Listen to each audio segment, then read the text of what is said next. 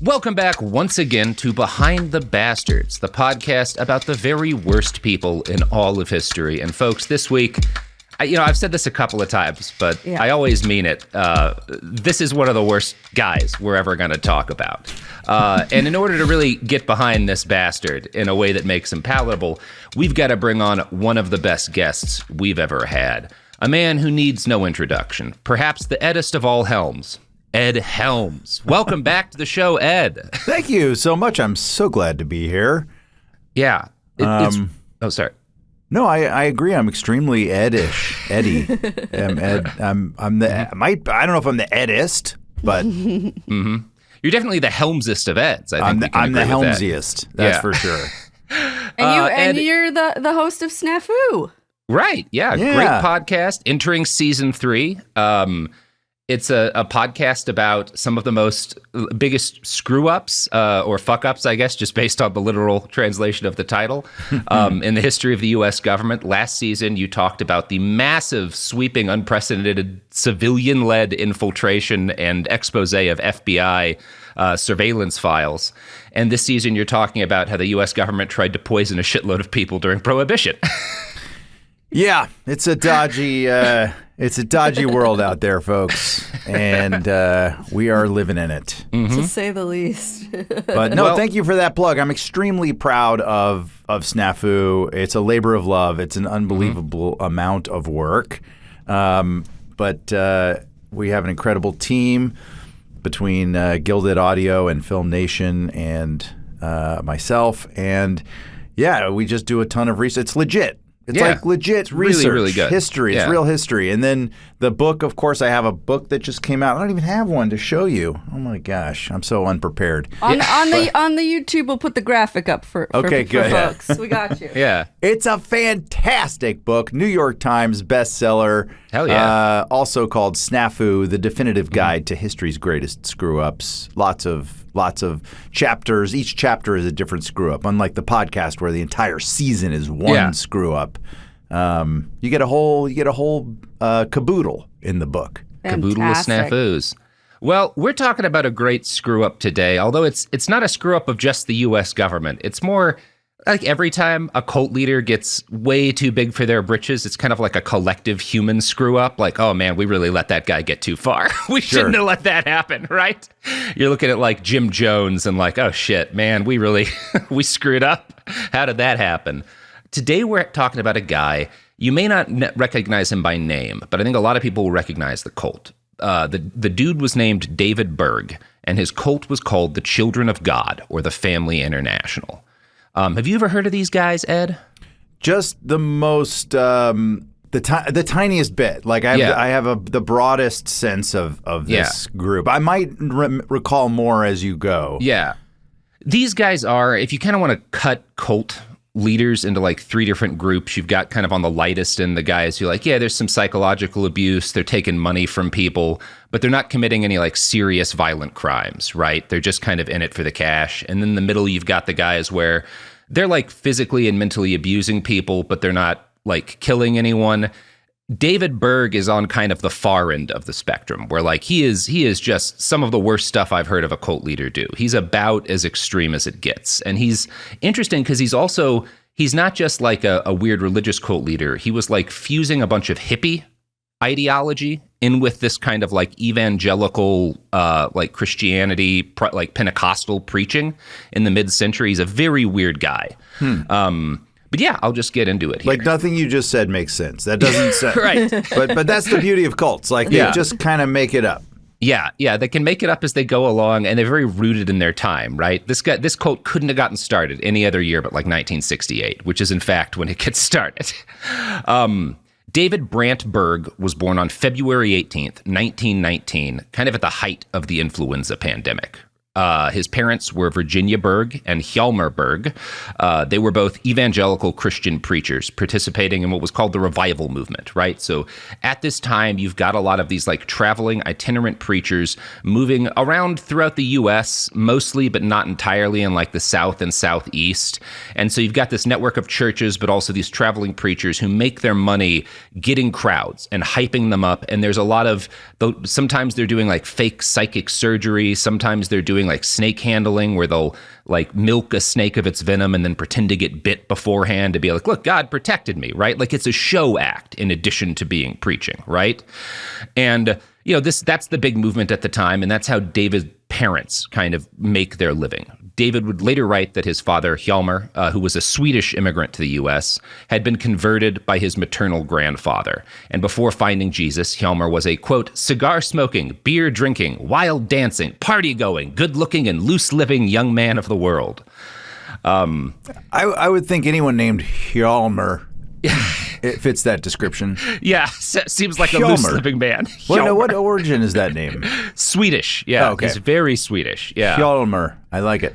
And we don't know if that's actually true. Like, it's kind of a thing in this world of evangelical preachers to pretend that, before you got saved, you were a real bad guy. And the fact that he can't think of anything but like, well, I drank beer and danced, right? It's like, I don't know, man. I've known worse guys. I don't know. Yeah. Depends on what kind, like how much beer and what kind of dancing, I suppose. That is a good point. Dancing can get dirty. Yes. As, we know what was it? Kevin Bacon? Let us all know. Patrick Swayze. Patrick Swayze. Jesus Christ. Come on. I know. That's shameful. So one of the weird little facts about his parents is that before she met Hjalmar, Virginia, his mom, was engaged to be married to Bruce Bogart, who I think was Humphrey Bogart's cousin, which is just a weird fact. Hjalmar was hired entertainment at the wedding, and she just kind of leaves her fiancé to be with him. So, there's a story there that's interesting, but we don't have it. Whatever the truth, from the time David knew his father, he was a zealous minister. Berg would later write that this was almost too much for his mother because this is not the guy that she'd married. I don't know if this is true either. David describes his mother as very, very strict and religious, and she's going to be a super famous preacher later. He just kind of doesn't like his mom, so he takes a lot of pot shots at her in the biography that he wrote about himself. I think that's probably more what's happening here. We call that an autobiography. Yeah. Sorry, yes. Hjalmar and Virginia go to religious universities. His mom goes to Texas Christian University, gets a degree there. They have their first son, David's older brother, in 1911, his older sister in 1915, and David's the youngest of the family in 1919. Virginia would later claim that after having her daughter, she had been completely disabled for 5 years and then miraculously healed. And if this is the case, then she had David before she was healed. And scholars who've looked into the family are like, there's no evidence that she was ever really sick. This is, again, just kind of like part of the myth making. And I bring this up because as David grows into the family, he's going to be used to the idea that both his parents are like these traveling freelance preachers and that they just make up stuff about the family, right? And about their history. That like as their kid, he knows a lot of this isn't true. And he just you just lie about your backstory because it sells better, right? It's a show. Right, exactly. Kind of like Bob Dylan. But like Bob Dylan, like or a lot of wrestler. Entertainers. Truly. Yeah, no one was ever born named Nicolas Cage. It's simply too cool of a name, right? Like his mother, David's going to go on to later have claimed that he suffered from a variety of untreatable illnesses that were cured via prayer. His bio on the website, established by the cult he later founds, says that he was born with influenza and also an enlarged heart. Neither of these is super unlikely, but this kind of weaves into the bio he makes that he was spared from all this by his prayers, right? And then he was like healed so that he could do his work. The autobiography on his church's website also goes into a whole host of what I think are increasingly unlikely ailments for him to have suffered. At 3 years of age, his foot was run over by an automobile, and the doctor said he would never walk again. But again, his parents believed in God and prayed, and his foot was miraculously healed, although the doctor said that many of the bones were crushed. When he was 7 years old, a water heater exploded in his face, and the doctor said he would be permanently blinded. But this time God used an old friend, a real saint, who prayed for his eyes, and they were instantly healed. I don't know. Maybe I don't think a water heater exploded in his face. Maybe. Yeah. I mean, that would do a lot more than blind you, it seems like. Right. And he's like, we have pictures of his face. Those are made of iron. Those things are like an exploding water heater. It's like an IED going off. Yeah, fully. Like there's a lot of shrapnel, for real. Yeah. And his face is like fine. Like, there's not really much evidence of this. What we can confirm is that he grows up, like I said, in this family that it's almost like a wrestling family, right? Where it's like, yeah, we've got like the kayfabe that we have to keep about our background, you know? And so he's going to be very good about this his entire life. He would later describe himself. Is he going on these church revivals like from the get-go? He's just they're like living Sometimes. on the road? He is, for a part of his early life, I think up until he's like 10 or 11 or so, he mostly stays at home, and one of his parents will be traveling at any given time, occasionally both. Like, he will describe himself later as very lonesome as a little kid because he doesn't have a lot of friends, and he barely sees his mom, right? Because they're very busy. Right. I would wager that describes a lot of cult leaders. Right. Yeah. Lonely kids, too much time thinking. and sorry, remind me where this is, his childhood? It's mostly in, I think at this point, they're like in like Mississippi or something like that. Okay. But they're like moving around his entire childhood. They wind up in Florida, and then California are kind of the two places he's primarily raised. A little in his early life, they're moving so much, sometimes like every couple of months, that it's unclear to me. Because like his dad or his mom will get a job like pinch hitting at a church for 4 months or something, right? So that the normal pastor can go out on the road or whatever. So he's raised a lot of the time by this like combination of maids, governesses, and like uncles and aunts occasionally, and he doesn't get a lot of attention. And this is kind of highlighted by the fact that the attention he does get as a young boy, and probably the earliest direct adult attention that he strongly remembers, is sexual abuse, which is also going to like leave a mark. This starts when he's 3. And it's the maid of his house who, like, he claims is kind of molesting him to help him get to sleep. So he'll talk about this positively as an adult. And that's kind of relevant because he's going to come to believe that this kind of stuff is positive for members of his cult to do, right? That's so interesting. I read that in Victorian England, this was commonplace. Governesses would give little boys hand jobs, essentially, at bedtime. The theory being that they would help them fall asleep. Yes, and that's exactly what his maid says that she's doing. And his mom does not, like, his mom finds out and assaults the maid, like is hitting her and fires her, which I think we could all agree, pretty normal response from a parent. But he, and as you said, like, this is not at the time, like, it's a kind of thing that happens a lot more often than you would have thought. And he, as a kid, thinks it's unjust and fair because he's like, I don't get why my mom was so mean to the maid, right? Like, oh, interesting. And this is going to like kind of compound over the years. He's going to keep having experiences like this and convince himself that sort of his reaction to them is the normal and healthy one, and that's going to lead to him pushing this on a lot of other kids. Boy, right? That's so complex. It's like really complicated and dark. The maternal figure battling with his caretaker. Yeah, and like, where's his loyalty? Right, in all of that, and the abuse. Yeah, is sort of justified in some or attempt. He tries to, sure, yeah. Or the maid, her it's like his nanny maid, or whatever. Yeah. Wow, that's wild. It's wild. And like, you have to assume this nanny is like more of a mother figure than his mom at age 3 because she's just not there, right? Like, and after this, his mother is going to be increasingly like, David experiments a lot with himself, and his mom will punish him violently whenever she catches him, right? Which kind of compounds his feelings of anger towards his mom. This comes to a head when he's 6 years old, and she catches him yet again, like, experimenting. And, quote, she brought out a wash basin, a little bowl and a knife, and told me she was going to cut it off, right? She threatens to, like, circumcise him, basically. When you say experimenting, he's just, like, masturbating? Okay. Yeah. And like, his mom basically threatens to like cut him as a result, which is bad parenting, right? So this kid is stacking a lot of trauma. We're at age 7 at this point, right? Which is when he has a confused sexual encounter with a cousin of the same age, right? Who's also 7. So these are 2 kids playing around. This is not like an abuse scenario, right? They're both the same age. But his uncle catches them and like watches, and he's horrified because he realizes that his uncle is like kind of voyeuristically doing this. And his uncle never tells his mom. He never tells his mom. So what we've got by this point is this very confused kid who's had a lot of sexual trauma before age 10 and is learning from an early age that, like, this is the most positive attention he's gotten in his life, and it's also the thing that he's most punished and frightened of, right? Yeah. He's going to grow up, and his main takeaway from the experience will be frustration at the fact that his parents judged him for all of this, right? That they punished him for this kind of stuff. So you have to kind of think of this energy within him around this as this kind of building pressure inside of him that's going to, at a certain point, be released with pretty catastrophic consequences for a lot of people.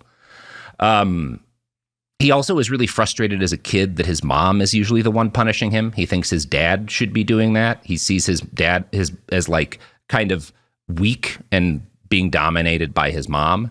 He would later write that the times he most respected his father were when his dad, quote, picked up a board and hit me so hard on the fanny, he lifted me right off the ground. So he's like, well, at least my dad hit me sometimes, and was like a real father. We're talking about the 20s here. Yeah. So the not irony is that he's right that he's right that his parents shouldn't have punished him, but it seems like he thinks they should have like nurtured this toxicity, whereas they should have intervened in a healthy way. They should have intervened, been like, this isn't your fault. Right, exactly. All of that. But this isn't okay. Yeah. It's both not your fault and not okay. Yeah. And he seems to have walked away with all the wrong things. And, it is hard to imagine a couple of parents in the 20s having gotten this kind of situation right. Not a lot of tools. They didn't have a lot of tools. Yeah. Yeah. So once he gets a little older, he's kind of moving into adolescence. The family starts to move with regularity. And at this point, they kind of are on the road, and he's on the road with his family pretty constantly. They go around the U.S. They live in like a dozen states. They spend some time in Canada. His mom is becoming increasingly prominent. She has like a ministry, which means she's a known preacher. She's getting invitations from dozens of churches to come.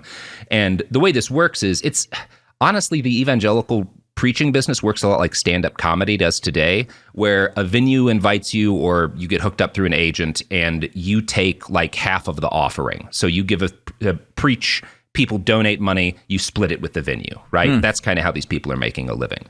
And she's like a high-level stand-up like person, right? Like if you want to think of it that way, they're making pretty good money for a while. And in fact, they're making good enough money that when he's like, I think 12 or so, the family settles down in Miami because Virginia is able to actually start her own church, right? Where she is now operating a venue. And for a time, things are getting better for the Bergs, but then the Depression hits, right? And this is just as David's entering his teen years, and Virginia's church goes out of business, right? Which is not usually a term we use for churches, but that's what these kind of ones are, right? So interesting. Yeah. I wonder if they had tax-exempt status. Oh, yeah. No, these people aren't paying taxes. And I'm so curious what her presentation was. Like, what was her energy? What was her tone? Yeah. What was the message? I assume was fire and brimstone, or was it more? Yeah. It's both this mix of like fire and brimstone. You always start with here's how bad I was when I was younger. There's an Oscar-winning documentary from 1973 called Marjoe, Marjoe, with this dude who as a kid, when he was like 5, his parents were traveling preachers like David's. And they had him, they billed him as the youngest preacher. They taught him how to do stuff like perform weddings. And as an adult, he came back undercover with a film crew to expose how this business worked. And if you want to see how this whole industry worked, Marjoe's a really good depiction of it. He also wound up as an actor on the A-Team as an adult. It's weird. So after the business goes under, the Hjalmar and Virginia start going on the road. The marriage is not doing well because money's not good. So they split up and they split the kids between them. And David stays with his mom. And his mom kind of uses him as, in her words, her quote, chauffeur, secretary, and singer. I don't know if they had, he shouldn't have been driving. He's 13, but it was the 30s. Yeah. Yeah, fuck it. Why not? Not as much traffic. Yeah, not as much traffic. No one's got seatbelts, so you're just vibing in there. They wind up in California, Southern California, where David attends Monterey High School. And so this is kind of the second time in his life that he's really stable for any period of time. He would later claim to have been bullied for being a preacher's kid by the other students who, quote, threw his books around, tore his papers, and even broke his left arm. He's a sickly kid, and he claims to have figured that the only way he could beat them back was, quote, in the classroom with pen and paper, and that he did this by graduating with, quote, the highest scholastic record in the 80-year history of the school. Now, there's no evidence of this. We know he graduated in 1935, but I've never heard, the school doesn't claim that he did the best of anyone there. So he's massaging stuff a little bit. By this point, he's seen what the life of a traveling preacher looks like, and he's also seen how hard it is to live that life. So he tries to make a living in the secular world and applies to go to the Elliott School of Business Administration.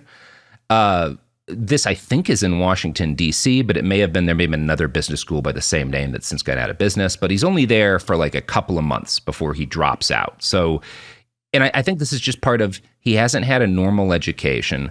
He doesn't know how to do anything but what his parents do, right? And so within a couple of months, he drops out of school and decides to go into full-time evangelical work, doing the same thing his parents has done, living as a traveling preacher. And it's kind of a question mark what he does in the first 6 years after his graduation, but this is probably it. He's probably traveling around preaching. And what year are we talking? 35 to 41. Okay. Right? Yeah. Okay. So David doesn't make any additional direct claims about what he's doing until December 7th, 1941, which, as I think most people know, is when Pearl Harbor happens, right? And he claims to have joined the Army. And he says he failed the Army's physical requirements, but they let him in anyway, and that he served as a conscientious objector because he didn't believe it would be ethical to go and kill Japanese soldiers because they hadn't had a chance to hear the gospel, right? That's his claim. And the Army did admit conscientious objectors in non-combat roles in World War II, but there's no evidence that Berg was one of them or that he served in any way, shape, or form. We have some records of his background from different evangelical organizations he was a part of that were keeping track of what he was doing in the early 40s, and there's just no evidence that he ever served at all. If he did, it was maybe for a month or two.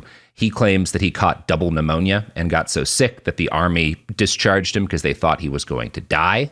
And in his account of events, obviously, he gets miraculously saved by God and promises to spend the rest of his life preaching as a result, right? And he's instantly healed. So that's his claim. I think the likelier claim is that he's just making it as a preacher from the late 30s to the early 40s, right? Doing the thing that he understands how to do, traveling with one of his parents at a time, and kind of making his way around the circuit. And he added this sort of military bullet point on his resume just for some added credibility, or to just kind of spin the story a little more. You got to spin the story. You can't have said, especially, in the 50s, 60s, that you didn't do anything during World War II. So you got to have some explanation as to how you were patriotic. But he's also going to be a big anti-Vietnam War guy. So he wants to be able to be but I was a conscientious objector, right? I didn't want to fight also. So that's kind of why I think he cooks that up. There's not really evidence of it. Okay. So is that something easily disproven by military records, or is it still kind of an open question? Because the way you're talking about it sounds like you sound convinced he made it up. I found a good study on him by a PhD psychotherapist who goes through his backstory and found his records with a couple of different evangelical, the British American Ministerial Federation and the Christian and Missionary Alliance, which are two different groups that he works with. And they have records of his background up through the early 40s that don't list any time in the military. It's possible, I have not seen, no one's ever filed and gotten a DD-214, which is the discharge paperwork you get from the Army for him, but also at this point in time, if he had just been in for a few months like he claims, they might not have given him one, right? Because this is kind of a chaotic period. The Army didn't work then like it does now, right? So it's, without the DD-124, we don't know anything. No, we got to get the DD-124. Yeah, the paperwork. Yeah, we know, and we just don't have it, so we don't really know what he was doing. But it's not impossible either way. But I think this just kind of fits into the other stories he tells about himself. Sure. Like it's really convenient. Yeah. The other thing that's convenient, Ed, is the products and services that support this podcast. And we're back. All right. So at this point in at this point in David's story, he's been miraculously healed from double pneumonia. The army has let him go, and he's decided to get back into the business of preaching. And he spends the rest of World War II, traveling around doing preaching with his parents. In 1944, he meets a young woman named Jane Miller, and the two get married. They start touring because he brings her in and is like, now you're a preacher, right? Which is kind of what his mom had done to his dad. And the couple starts having kids in quick succession. They have Deborah in 1945, Aaron a couple of years later, Jonathan a year after that, and then their fourth kid, who has my favorite name of their children, Faithy, in 51. Just Faith with a Y. Huh. Yeah. Faithy. I haven't heard that one. I haven't heard that name. Yeah. That's one you got to spell every time. Yeah. Faithy. Faithy. Okay. It's like... Faithy. Yeah. Yeah. Berg and his wife settle down in the Los Angeles... It's usually said as the Los Angeles area. They're in Huntington Beach, right? Which is like the kind of center of the evangelical movement in Southern California at this period of time.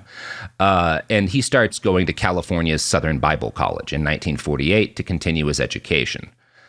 In between classes, he's on the move a lot. He'll sleep in his car or a tent, in order to save money so that he can keep his family going because money is tight. It's not until 1949 that he gets his first stable job preaching at a church for the Christian and Missionary Alliance in Arizona.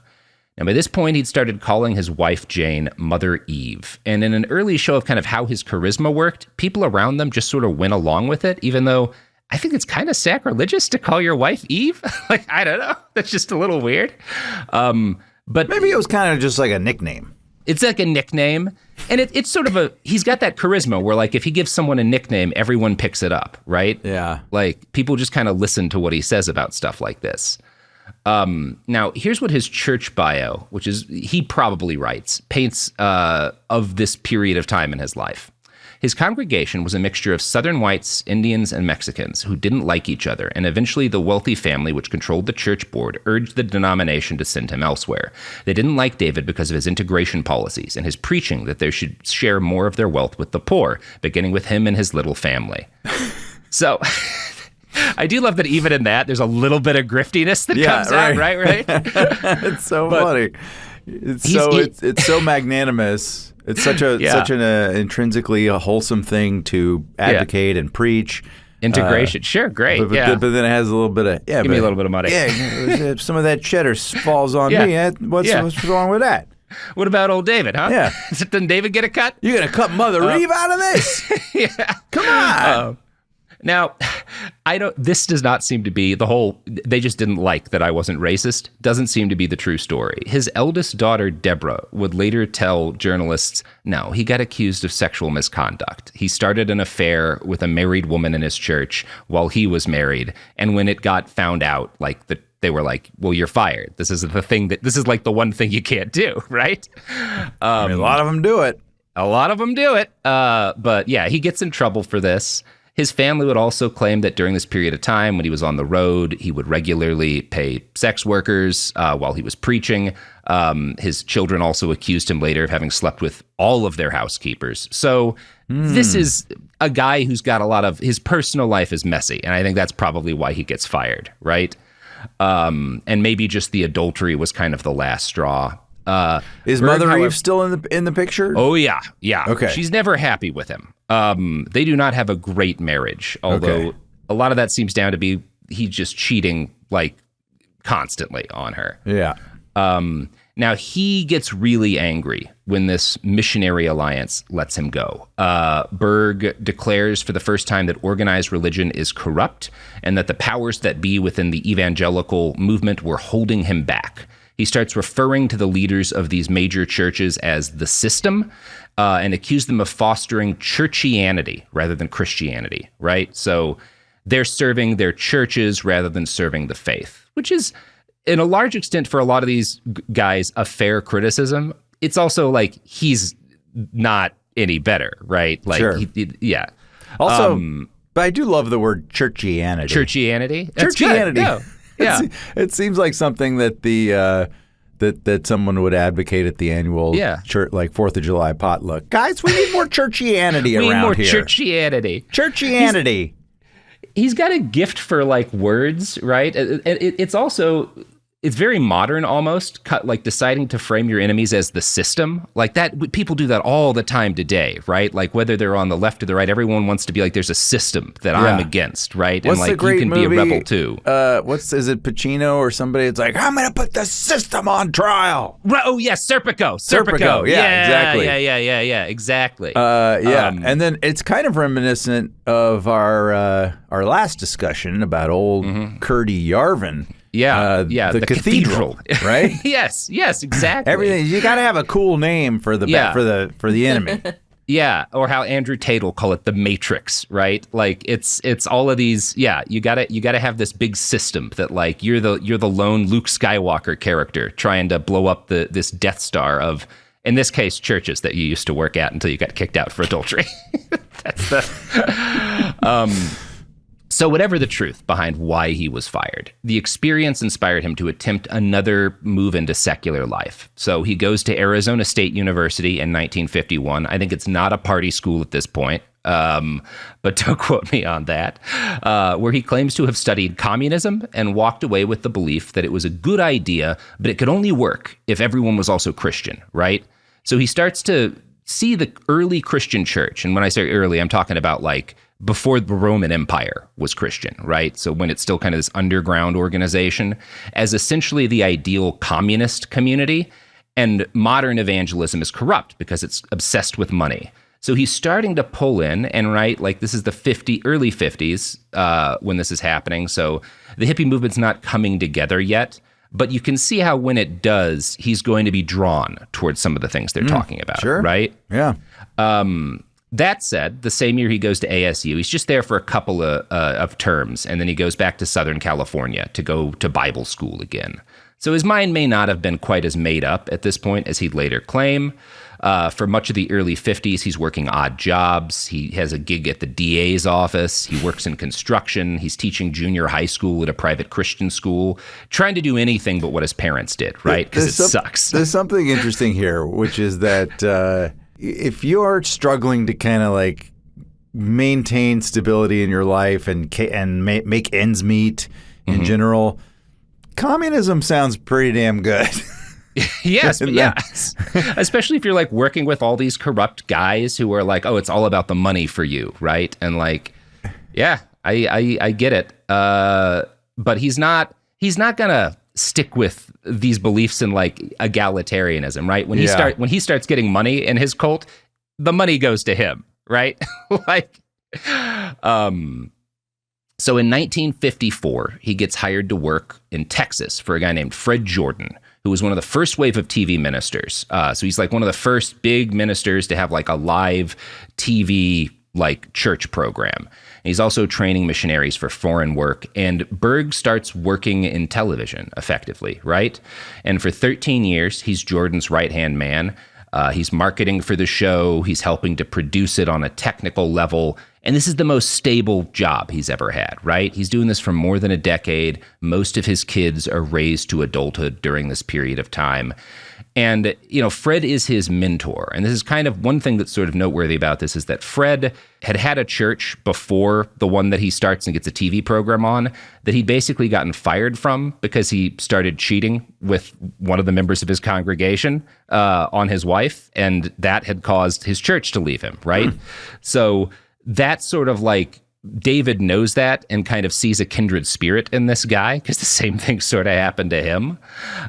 He would later refer to Fred as King Saul and credit him as a mentor. But he was also unhappy with his kind of humble position in this other guy's organization.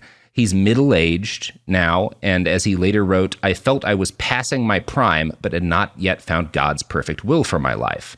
He admits he was desperate for greater power, which is an unsettling thing to say, right? Yeah. Remarkably self-aware. Yeah. No, it was just about the power, yeah? Yeah. Now, this doesn't come out until a long time later, but his daughters would later claim that he was also sexually harassing them during this period. Harassing or... Both. So he tries first with his daughter, Deborah, when she's a young adult. And this doesn't go beyond harassment. Like, she refuses, and he seems to have stopped. She's an adult at this period of time. So, like, she's like, he tried, and I refused him. He does start molesting his daughter, his youngest daughter, Faithy, when she's about 10 years old in 1961. And one of a writer for Rolling Stone, Wilkinson, who wrote a really good bio on this guy, also describes Faithy as the daughter who resembled him the most, which is like, so this is a guy who, at this point, he's kind of fully turned, right? He's now passing on the same kind of abuse that he had experienced as a kid. He's also channeling his ambition at Fred's program into trying to kind of take it into the modern era. He becomes convinced early on that color television is the future. And so he tries to convince Fred, you got to move on from black and white in like the mid 60s and make this a color program, right?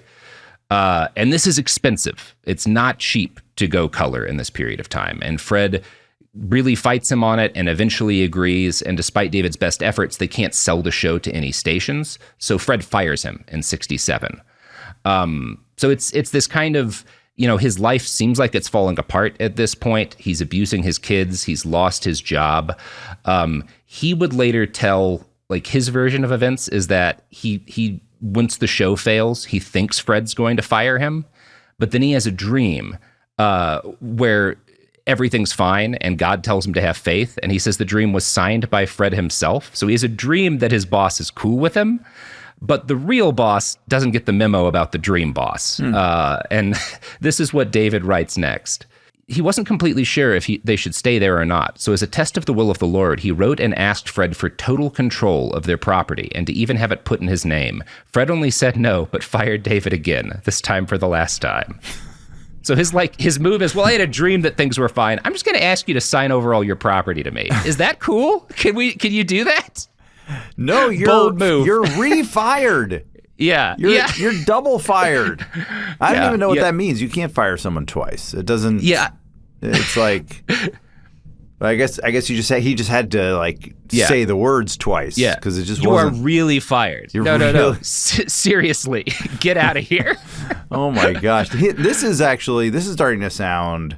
I mean, it was sounding up until this point like he was a very troubled and troubling person, but mostly coherent and exploitive and kind of dastardly.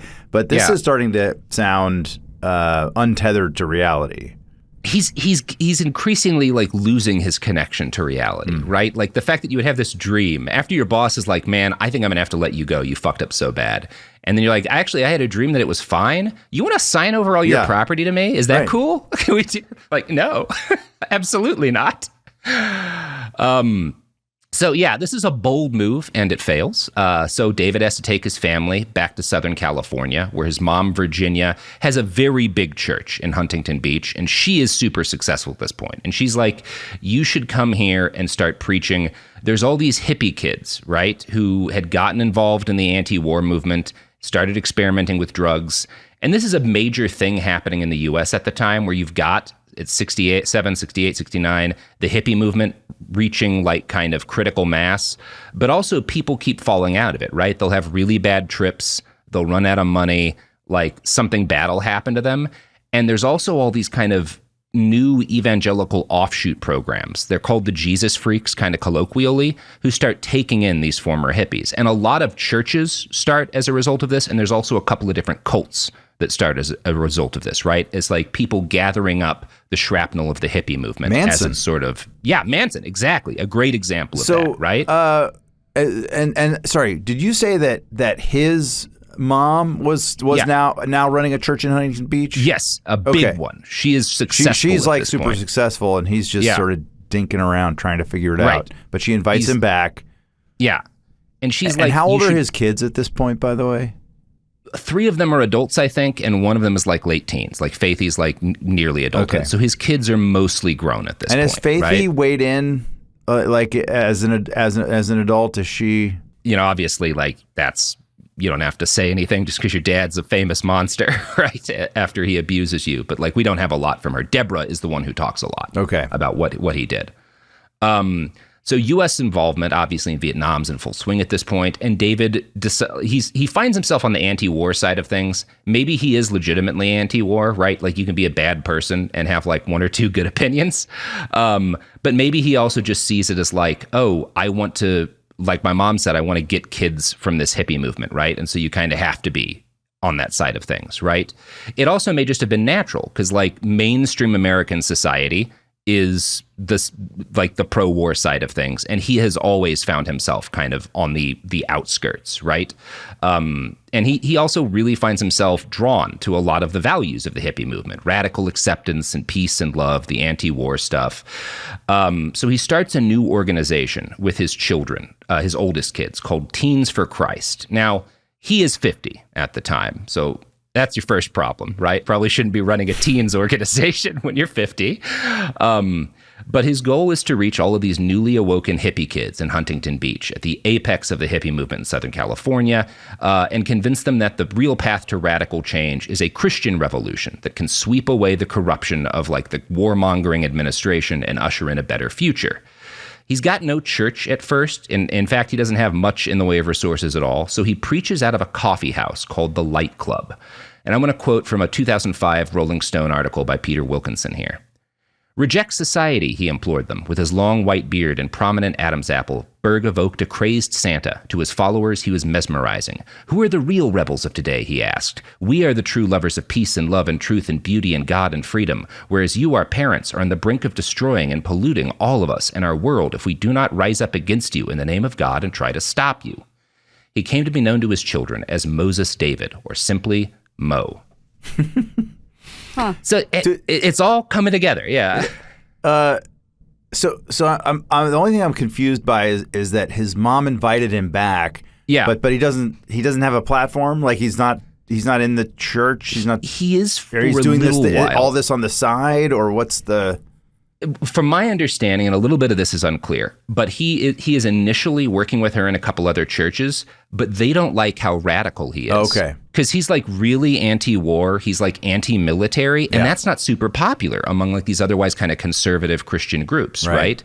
And that's kind of why he gets exiled to this coffee house. So his mom is the one who brings him back, but you even see in that rhetoric, part of what he's drawn to the hippie movement by and why he's appealing to them is he is also very angry at like his parents, at the older generation. That's a big part of the hippie movement. So they're kind of natural partners in a way. Yeah. The other thing that really kind of weirded me out about that description was he has a long white beard.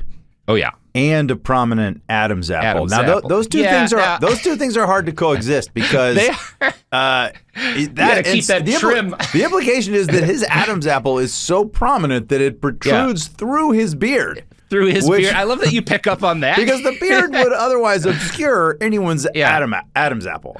Yeah. So I'm picturing an Adam's apple that is so long massive and weird and pointy that it is disturbingly protruding from his beard. It's like a goiter. He had an Adam's goiter. Yeah, he's got an Adam's goiter. His goiter had another Adam's apple. Maybe was this Father Adam's apple? And by the way, where's Mother Eve? Adam. Is Mother Eve still in the picture? She is still around. Okay. She's helping to lead Teens for Christ. They are together. He says that she's constantly telling him, like, you're not as holy as you pretend to be, which seems likely given that she knows what he's been up to his whole life. So they don't have a good marriage, which is going to become relevant later because it's not going to last much longer. She's kind of undermining his psychotic agenda. You could see he would say undermining, and maybe that's some of it. It also might be that just she was trying to be like, look, man, you need to like. I know you're not this guy. Right. I know the real you. You know, I don't know I can't claim to have the entire understanding, but it's not going well. The marriage. So one of his early members, one of the first people to join Teens for Christ in 1969 is a former beauty queen named Vashti, or at least that's the last name that she gives to Peter Wilkinson. And she explained kind of her and a lot of the early people to join the organization. Most of us were middle and upper middle class kids who found that chasing materialism didn't work and felt that there had to be something bigger and more satisfying. Because we had it all, we were looking for the vacuum to be filled by God. We wanted to change the world, right? And that's kind of her psychoanalysis of herself and a lot of the early members, right? And, at this point, Teens for Christ, this is turning into a cult, but it's not fully a cult yet, right? This is like you're meeting at a coffee house, you're handing out, he's got you in the street. It's a youth group. He does have you like handing out pamphlets and raising money, but the cult stuff kind of comes in gradually, piece by piece, right? You're not all living together immediately. And you're feeling like if you'd come out of the hippie movement that you haven't really left the counterculture, right? The hippie movement, by the kind of 69, 70, especially by like 70, it started to become clear that it has failed in a lot of its goals, and a lot of people who are kind of traumatized are left in the wake. What separates David Berg from all the other groups, like you mentioned, Manson, but also like Tony Alamo, who we've talked about, he has a ministry that's kind of part of this Jesus freak movement. What separates Berg from these other groups picking up these people is that I guess with the exception of Manson, it's that he and Manson actually have a lot in common, because they are the ones who are like, we're going to pull in a lot of this evangelical rhetoric, but we're going to bring in a lot of central tenets of the hippie movement. And with Berg, that's going to eventually include free love, right? Not immediately, but he's already as early as like 68, 69. He's starting to think maybe the hippies have a point about this. People shouldn't be getting married and just having sex with one person thing, right? Like this should be like, maybe that's like part of the system, right? Right. Maybe there's a belief system or a way of thinking, a way of believing that validates all of my insane behavior and antisocial, psychotic, sexual exploitation. Maybe there's a construct I can subscribe to and get others to subscribe to that makes all that just fine. Yeah, I've been doing a lot of fucked up sex stuff in my life. Maybe that's because that's what God wants, right? Yeah, that's kind of where he goes. And that, by the way, which is even, I would call what he's doing even a different lane than free love. 60s free love. Yes. Yeah.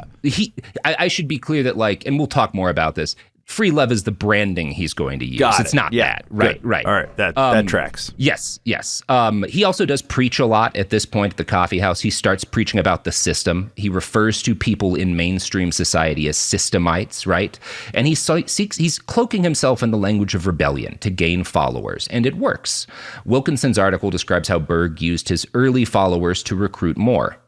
Ashes smudged on their foreheads, clad in red sackcloth robes and carrying shepherd staffs, members of Teens for Christ hit the streets and cities across America, from New York to Washington, D.C. to Chicago, what they referred to as the mission field. Strumming guitars, they handed out stacks of literature to passersby in exchange for donations.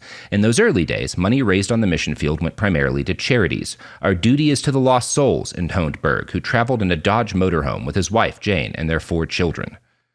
So, again, you're seeing some cultier elements here, but they're giving away most of the money, and when they get media coverage, it's kind of a lot of it's positive. It's like, oh, these kids this is part of the anti-war movement. They're trying to make the world, they're raising money for charity.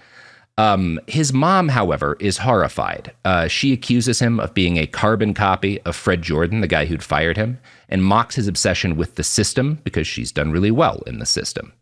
And she's like, churchianity, not so bad. Churchianity, it's great. Sign up for more churchianity. Yeah, that is what she's saying until the spring of 68, when Virginia dies. And David, you get the feeling because he writes about this, that he considers his mom's death the first moment in his life that he's really free. And there's a good breakdown of this in an article for Cultic Studies Journal by Dr. Stephen Kent, who writes, Berg's lifelong resentfulness and anger burst forth shortly after his mother's death at a public meeting that he called, and to which he invited many of his mother's friends, plus the press. His daughter Deborah recalls this August gathering in which he came out with his big proclamation against the system. And so his mom is famous. After she dies, he gets a lot of her friends, members of the evangelical community, together with reporters to eulogize his mom. And instead of eulogizing her, he goes on the attack. And this is how his daughter Deborah describes this meeting. The press was there and all my grandmother's old friends, and there he just blows them all away. He just damns the system and damns the church system, damns the war in Vietnam, damns the political system, damns parents for raising their kids wrong. I mean, everything. So it was kind of like all this vehemence against everything that he was disgusted with or mad about. He just came out against it after she died. He just began to practice what and how he really wanted to be. And first off, this alienates him from mainstream evangelical society forever. It gets a lot of press, and he will write later that he felt like his mom and dad both needed to go away so that he could become the man he was meant to be. And it becomes clear to him after this, the man he's meant to be is the leader of a new religious sect, one that merges the values of Pentecostal evangelism with radical sexual liberation. And yeah, it's going to go well. Branch Davidian. It's like it's a whole pattern of just like, let's have like a staunch, disciplined belief structure, but we get to fuck all we want. But we get, or at least one of us does, right? Particularly the guy in charge. This guy does. Like I get to do all the fucking. Exactly. God. And why do people think like? Why do people follow that guy? Well, I get it. He's charismatic.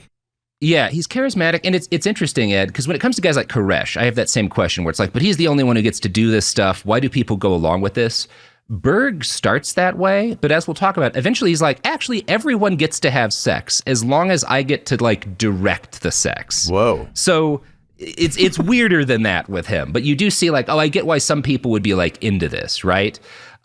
We have to go to ads in a sec, but as a spoiler, Fleetwood Mac is about to come into the picture briefly. Oh, boy. Brace for that. We're back.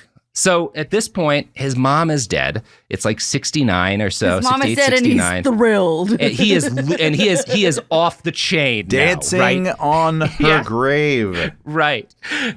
She had been like the last thing tethering him to some kind of reality. He is free, and he is about to make that everyone's problem. Jesus Christ. So he's got, kind of by late 68, maybe a few dozen, maybe 100 or so followers at this point. And they've started living together. They're splitting their lives between, they've got a 5-story building in Los Angeles and a small ranch in West Texas. Some of this is because he's been gathering money from his followers. I'm sure he inherits something from his mom that helps too. Real estate's a lot cheaper back then. A journalist who'd started following them in the early days when they'd crisscrossed the country raising money had reported in an article on them. He had cited a passage from the Bible, Matthew 5:9. Blessed are the peacemakers, for they shall be called the children of God. So this journalist, when he sees them doing their anti-war stuff, had cited this passage from the Bible, and that really sticks in Berg's head. And he likes it a lot. And he starts to they transition from calling themselves Teens for Christ to he starts calling his group, which is now a cult, the Children of God, right? That's where the name comes from. So as a note, reporters, don't suggest stuff like that when you're covering groups like this. It could go badly for everybody. So it's still, at this point, they're living together. He's directing a lot of control for his members' lives, but it's maybe not totally clear to people outside that what's happened, that Teens for Christ has become a full-on cult, right? And how many people are we talking? We're talking between 68 and 69, between 100 and a couple of hundred people over the course of that year, right? It's going to get much larger, but this is just the start, right? Okay. And so it's small enough that he's kind of able to keep everyone together. They're moving between LA and West Texas, depending on the time of year. Probably some people are permanently one place, some people are in the other. But he's able to maintain a lot of direct personal control, right, over the children of God. And while they're clad in the aesthetics of hippiedom, they're dressing and looking like hippies, he hasn't yet had the courage to tell everyone to break free of the conservative sexual mores of the system of churches that he'd been raised in. Up to the start of the 70s, within the Children of God, there was no dating or premarital sex allowed, right? And when new members joined, because Berg was like, well, you just came out of the hippie movement, I can't trust entirely that you're ready for our rules, he would assign them a buddy who was to watch them at all times, even follow them into the bathroom to make sure they're not backsliding into their heathen ways. So there's already a lot of control, and they are, at the start, very conservative in terms of sexual stuff, right? Can I ask a question about the guy? Like, do we have a sense of what it's like to just be in the same room with this guy? Is he funny? Is he like, does he kind of have a warmth to him? Is he chatty, accessible, or is he kind of like a stern, like patrician type? Do we have a sense of Yes. of his energy? And yes, I'll read some quotes in a bit, but to briefly answer your question, he is mercurial in a way that a lot of these guys are. So he can go from being your best friend and very charming to screaming at you and punishing you in the space of a second, right? Which you get, there's a degree to which the kind of psychological whiplash of that kind of person is almost addictive to some people, right? It's the same kind of, you get these dynamics in like abusive romantic relationships too, right? Where once they flip to the bad side, you really want to get them back to the good side. And that's part of what keeps people, coming back. And Berg is a lot like that. But when he's good, it is very charismatic. And he's able to make you feel like not only do you matter, but you're helping to save the world, right? yeah. So as I said, he's still holding his cult to these kind of strict sexual norms, but his heart's not in this after his mom dies, right? He doesn't really believe this. It's kind of running on impulse for a little while. And he's having trouble like keeping himself to the same standards that he's holding his people to, right? He's never been good at this. One of his early recruits, Sam Ajemian, claims that Berg acted as a dictator in this period, making every choice for the children of God, saying, quote, Berg convinced himself and us that he was the greatest man who ever lived, second to Jesus.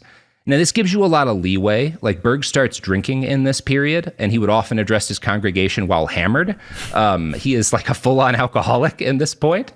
And he's able to exercise a lot of control over daily life, right? Like, he has chore lists for everybody. Everybody's day is like scripted out to the minute by Berg. So he's holding them in a lot of control, and he starts to covet control over the bodies of his followers, particularly a young woman in her mid-20s who had joined his church in 1969. Berg he's still married to Mother Eve at this point, but this is kind of when the dam breaks and he's no longer able to abide by these things he doesn't believe anymore. And he starts sleeping with this new member of his cult 3 months after she joins. Now, this is an issue both because he's preaching against such things and because his wife is helping him run the church and she's not going to be happy about this. And he decides the way to get around this is to change the gospel, right? So he comes out and says, hey guys, I just did some intensive research into the Bible, and I found out some stuff you're not gonna believe it. God is fine with polygamy, right? So he sends out the first of what are called his Mo letters, right? Because his followers have shortened Moses to Mo. And he announces that he's replacing the old church with the new church and the old wine with the new wine. And the wine in this is like the old wine is his wife, and the new wine is this 19-year-old girl that he has started sleeping with, right? And he tells them that it's God's orders he does this, right? He writes, if you'll even take a look at Bible history, you'll make the shocking discovery that most of God's greats had oodles of wives, women's mistresses, harlots, and what have you, which is like not wrong, like not incorrect. Like that, there's a lot of like mistresses and stuff from like different, kings and whatnot in the Bible. But concubines.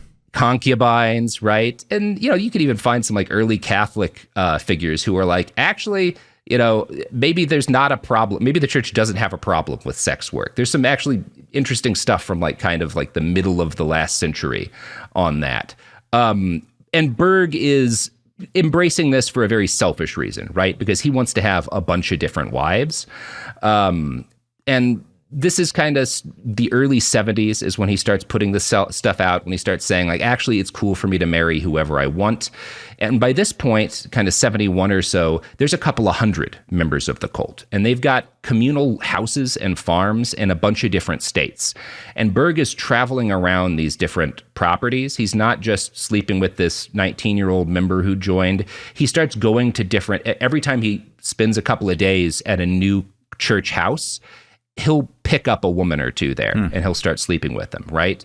One of the things that starts to happen. And he's not yet saying, hey, we can all do free love stuff. But once he leaves after doing this, a different location, the house leader will be like, well, maybe it's fine if I start sleeping with people. And right. So the kind of free love stuff is almost people start mirroring him before he makes that official policy where they're like, well, he's sleeping around with everybody. Oh. Maybe it's fine if we all do it. Yeah, of course. Yeah. So question about the Mo letters. Is he in these letters, is he citing like sort of a divine message that he heard directly from God, or is he citing just sort of like his hot take on biblical passages, or just sort of like some new philosophy out of whole cloth? Like, what's the nature of these Mo letters?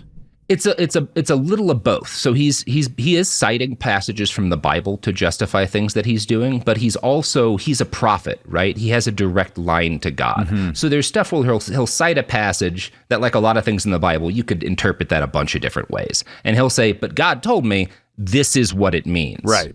So okay, yeah. So he is claiming that he has a divine voice from God. How old is he at this point? He's in his 50s. He's claiming he's going to help usher in the apocalypse, right? That like when the end of days comes, he's going to be a key part of that. And that this church is going to be a key part of like Jesus coming back and fighting the Antichrist, right? Would this picture I'm sharing be an accurate representation of what he's looking like at the time? That's what he looks like at the time. Whoa. And right? For the audio only audience, he's got a scraggly white beard. Can't see the Adam's apple, though. Can't see the Adam's apple. Curly hair. Looks like he's wearing some kind of a robe. He's almost got like a Mennonite beard. Yeah. Right? It's like shaved on the sides. It's kind of a monkish like hairline. It's like his hairline is receded to the top of his head, but he has sort of like a silver halo almost of hair. And a nice silver beard. I will say an incredibly warm and gentle smile in this photo, at least. You could see how people could see him and be like, well, this must be a good man, right? Mm-hmm. So this kind of the fact that he is sleeping around, and increasingly so are the different sort of like local cult chapters, proves to be a valuable recruiting tool, right? It kind of differentiates them from a lot of these other groups pulling in shrapnel from the hippie movement. It makes it more accessible to these countercultural people. And he realizes this, and he starts adopting new counterculture shibboleths to kind of extend this practice and keep pulling in this kind of this group of people. I'm going to quote from Dr. Stephen Kent's article again. After the group departed from California and traveled across the continent, ending up at Camp Laurentide in Quebec, Berg increasingly justified forms of nudity among his followers. In the Texas Soul Clinic camp from February 1970 to September 1971, Berg required women to go braless, undoubtedly borrowing the idea from a trend within the women's movement. His December 27, 1970 poem, Mountain Maid, Note the Sexual Illusion, gives no indication that Berg's braless policy was designed as a political statement against the body politic, as was the women's movement action. And this is really important because this is the key to understanding Berg. He's talking about burning your bra. He's telling his followers they should stop wearing bras. But the actual, like the secular version of this is really about liberation. You can't tell us what to do with our bodies or what to wear. Berg is telling his followers, it is an order, burn your bra, right? It is an order, don't wear a bra. And when he's traveling around to different communal homes, and he sees a female follower, he will grab her chest forcibly to make sure she's not wearing one. No. So you see, there's this language of liberation. Yeah, but it's the opposite, right? It's all about control. And I find that it's so evil, but it's so interesting that he has figured out, like, I can use this language of freedom in order to take control away from my followers for myself. And I think we're fully in cult territory here. Not hard to justify at that point.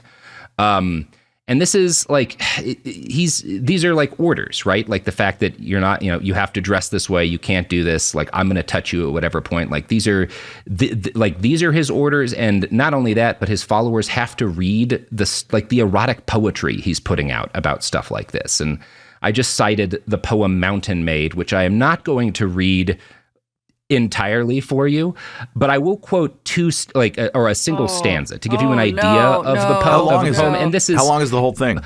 I'm saving that for the end, Ed. Don't worry. All right. There's a reveal coming. Okay. But here's a single stanza to give you an idea, and this is like a less explicit stanza. Let those mountains be more visible, and their clothing more divisible. Right? And again, this is like what a lyrical the least genius. Explicit portion. It's a lot worse. You know what's cool is that visible rhymes with divisible. Divisible? Bad poem? Yeah. You'd think a prophet would do better than that.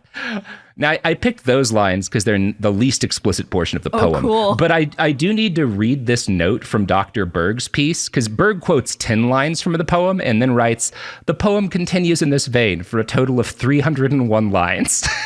Oh my God. Wow. All right, bro. Oh, man. So, Ed, that's most of what we got for part one. As I told you, Fleetwood Mac comes into one member of Fleetwood Mac comes into the story, right? That's going to be kind of like our fun little thing in part two. There's a couple of like weird celebrity connections here. One guy drops out of Fleetwood Mac to join this church. There's also a couple of celebrities who are born into it, Wow. but don't seem to have Joaquin Phoenix is born into it, but leaves when he's 3. So, there's not a lot to actually say about that, but it's something you'll come across in all the articles on it. Like I tend to not try to go into detail or speculate about stuff like that just because people have a right not to, but if you run into articles about this, it's going to be in every single one of them, right? Because it's just like a lead line for a lot of people, which will show you that this is going to be for a while, a very kind of almost hip countercultural movement, right? That's what he's sort of started to build here.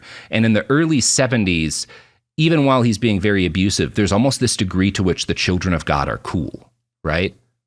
And that's kind of a unique thing for a cult like this, to be not totally unique, but for it to have so much appeal to people who are prominent, right? That's kind of an interesting aspect of this that we'll be getting into a lot more in part 2.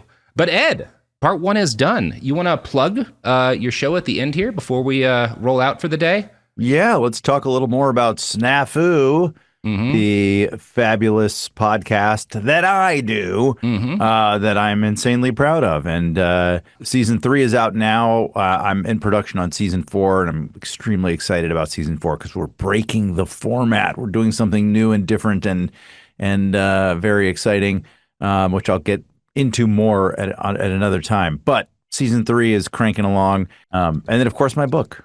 Get my book. Also Snafu. Yeah, SNAFU. All right, Ed. Well, thank you so much again for being on the show. We will be back in just a few minutes. But to you, the listener, we'll be back on Thursday.